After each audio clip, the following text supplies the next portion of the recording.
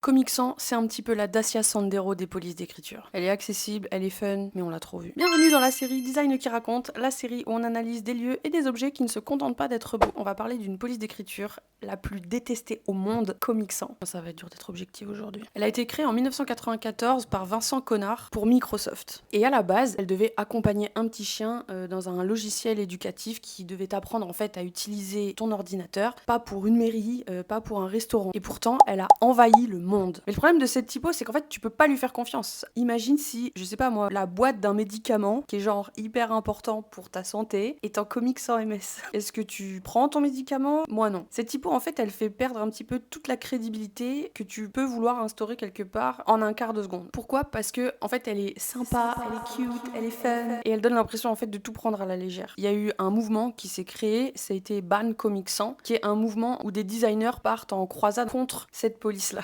C'est fou ce qui est en train de se passer. Et en fait, quand il s'agit d'un sujet sérieux, c'est vraiment le pire choix que tu peux faire. Mon avis de designer, en fait, je suis partagée parce que si tu veux l'utiliser, fais-le, mais genre avec un ton complètement ironique, sarcastique et assumé. Sinon, laisse-la à Tata Josette pour son menu de Noël qu'elle va faire avec des petits flocons clip art, là ça passe. Mais pour le reste, banni, définitivement. Tata Josette, on t'aime.